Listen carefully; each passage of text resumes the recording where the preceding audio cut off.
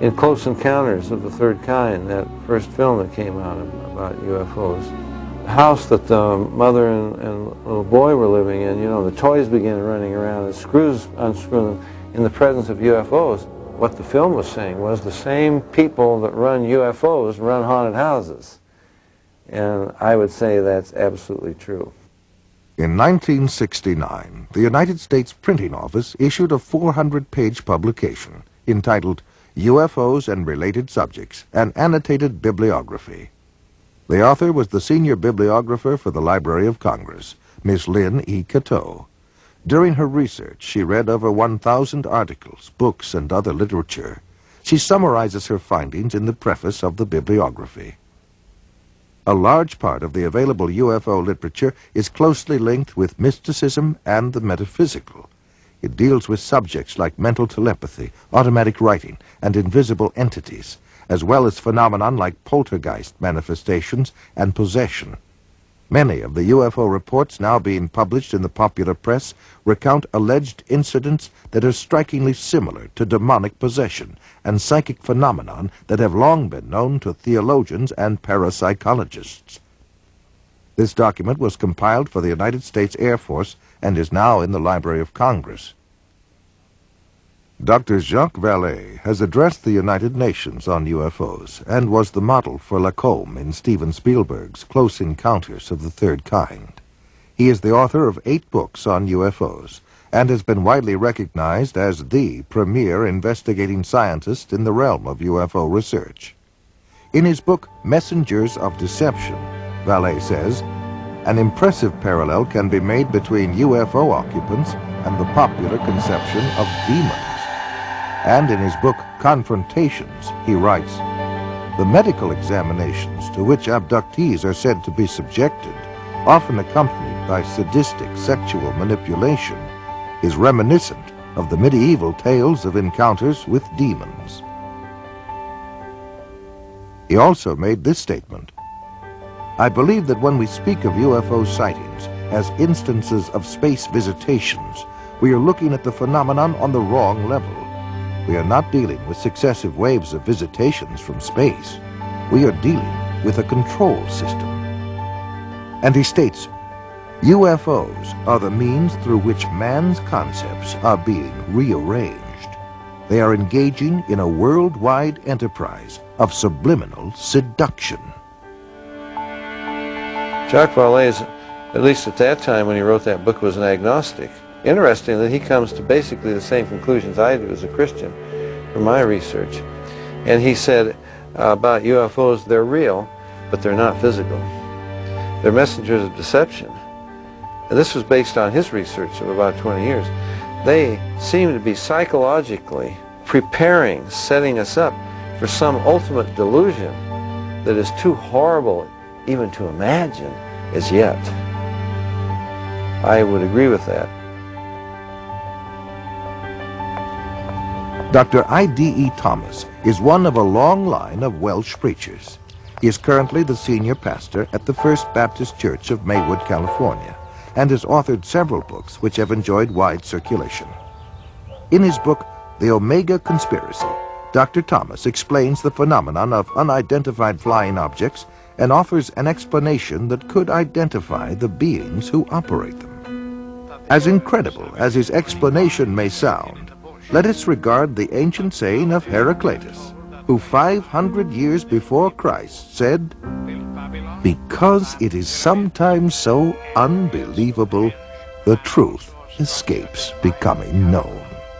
The answer to all this and the clue to this cosmic riddle may be found in the ancient book of Genesis. And back there in chapter 6, we are told of a very amazing and bizarre event. The sons of God saw the daughters of men and saw that they were beautiful, and they lusted after them.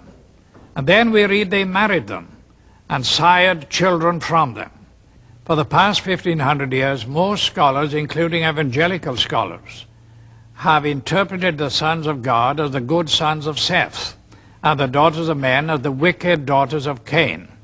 They've adopted that interpretation because the other one is so bizarre and outlandish. The ancient interpretation, and in my opinion the correct one, is that the sons of God were demonic beings or fallen angels, and that they came down to earth, they lusted after the daughters of men, they married them, and produced this amazing progeny, this hybrid progeny of the Nephilim. And the very word Nephilim does not mean giants. It comes from the root Nephal, fallen ones. The early Christian fathers in the first 4 centuries, men like Irenaeus, Tertullian, Ambrose, for 400 years they knew no other interpretation except that the sons of God were angelic beings. Josephus, the cosmopolitan Jewish historian, says the same thing. We read in the book of Job that when God laid the foundation of the earth, the sons of God shouted for joy. Obviously, the sons of God could not be human beings. Adam had not been created. If this was a case of just mixed marriages between good men and wicked women, it is surprising that God should have issued the fire of judgment that he did. God took this stern action of wiping out the human race. Now, the only family that were left intact in order to re-establish, repopulate the new world was the family of Noah. Noah, we are told, was perfect in his generations. The word perfect does not mean, in this case, morally perfect, because we know from the story of Noah, and especially what happened after the flood, that Noah was not perfect. What it means is like a lamb for the paschal sacrifice, that lamb had to be without blemish, physically pure, without blemish. So it seems was the case of Noah, the only family that remained uncontaminated from these strange beings that appeared from space. The only line that was pure and clean from God's standpoint to start a new world and a new civilization. Jesus said, as in the days of Noah, so in the days of the coming of the Son of Man. Of all the patriarchs and prophets of the Old Testament, the key to prophecy above all others is Noah. And something happened in the days of Noah that was a distinctive characteristic of Noah's time that didn't happen before or after. Wars and famines and pestilences and natural disasters have always happened. But something happened in the days of Noah, and the most sinister and bizarre of all the things that happened was this intermarriage between the angelic race and the human race. And of course the mastermind behind it all was another angel, a fallen angel, Lucifer. Now we believe that as they came in those days, we may very well be on the edge of another invasion from outer space, that Satan will once again make another attempt, maybe the final assault on the human race, in order to wean men and women away from the worship of God. He has tried before, he will inevitably try again.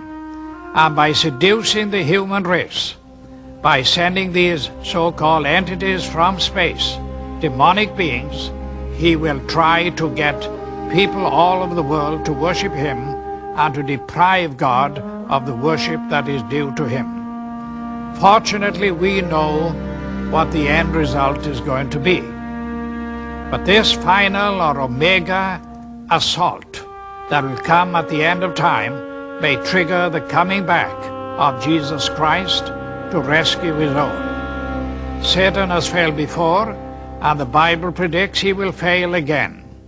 We are told quite emphatically in God's word that the kingdoms of this world shall become the kingdom of our God and of his Christ. Satan will make the attempt, but our God, greater is he that is in you than he that is in the world.